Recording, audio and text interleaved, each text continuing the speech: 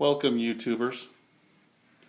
Today we're just going to go over the unboxing and initial setup of some rosin plate kits. So these were got from 710 Snob, made in the USA, milled in beautiful Bozeman, Montana. So you got your two heater cartridges, top and bottom plate, PID controller, and power cord is what comes in the box. Make sure you open everything up, take all your plastic off, your tape, your little zip ties. Those things can melt and kind of stink up. So to start with, we are going to plug the unit in. Plugged in. Power cord goes in the back. Right as the bottom of the power cord, there is a fuse. So if you have no power, period, check the fuse. On switches for the whole box. Now you see all E's.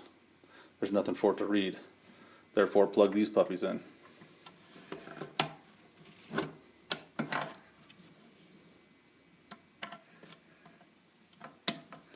Plugged in, it snaps. Now I'll turn it back on. So right now it's just going to read the temperature of what the cartridges are. My cartridges are just sitting here, so they're at 150 degrees right now. So you want to put them in your plate.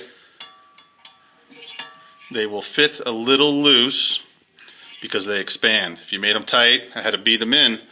Once they're heated up, they will blow and not do what they're supposed to do. They expand when they're heated. If you have a problem with them staying in, you can wrap a little tiny bit of tin foil around it, put them in, or you can zip tie it up to the side of something. Probably not the spring, but you know, up here, or do something to whatever setup you have. So after you get those in, set up, plugged in, you hit your front buttons. Your front buttons are going to turn the heat to the cartridges.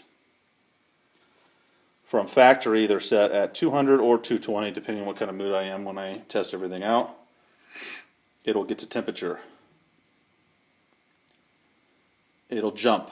So if you set them at 200, it might go up to 220, 230, but after about 5 minutes until the plate is at full temp and everything is dialed in, it'll start to radiate at, like, say, 200 and stay between 21, 198, 199. Usually it's only 1 degree fluctuation, top and bottom. That will be the base out-of-box setup.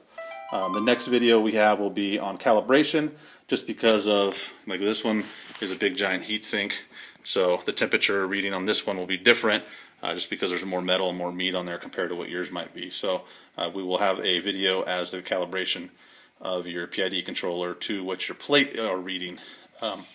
So grab a good thermometer, not one of these, even though this is a good one, but doesn't really read aluminum too well. So reflective, so it's going to be reading what the temperature of it's ricocheting off of. So grab a good thermometer. Some people use a meat one, some people use some Omegas, we can use some FLIRs. So whatever your price point works, let's get to pressing.